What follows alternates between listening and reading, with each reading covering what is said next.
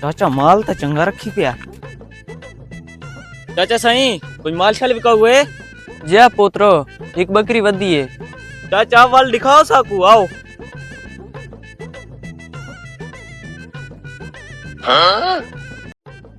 चाचा सही बकरी तो थारी चंगी है, कोई रेट तेरे सो?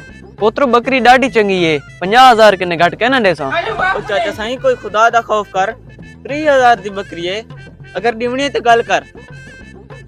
पोत्रो राह पे मुंह कर। चाचा तो बड़ा बदतमीज है, चलो कोई गल नहीं।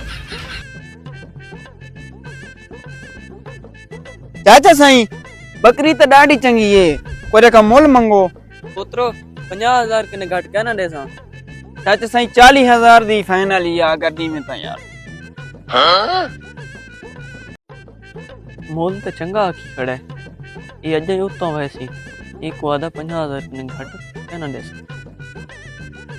पोत्रे देख मेरी गाल सुन, बकरी बहुत चंगी है, 50,000 के ने मैं घट के ना देसा। ए 40,000 तक ही लगा खड़ा है। अच्छा चाचा बात तेरी मर्जी की गल है, अल्लाह तेरे नसीब करे, मैं मोल बहु आकी मैं ना। चलो ठीक है। मोल तो चंगा आकाश दीवणी आई छे बकरी। अरे बाप रे। चाचा साईं जी मेले देख तू माल रखी वदा है, तक बिया काम कहे नहीं। पुत्रो इसे माल ही तो बच्चा थे, और काम तो रहा कोई नहीं। चाचा साईं पहले वाली बकरी दे तो सदी ती काई नहीं, कई भाई बकरी भी कहुए तो दिखा। पुत्र बकरियां ना मैं ढेर ला दे मैं ते देखूं।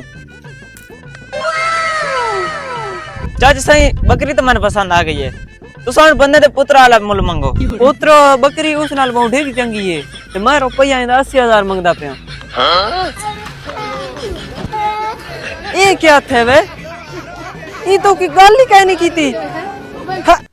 फैन चौथ और बात।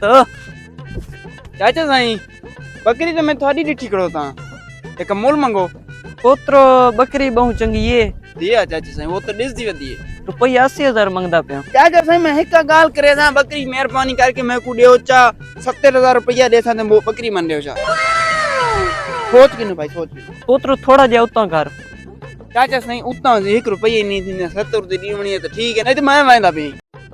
हेलो भाई मैं कुछ सोच के ना थोड़ा अच्छा जा ठीक है। मोल लगे उस बकरी दे से बंदे चंगा लाया है।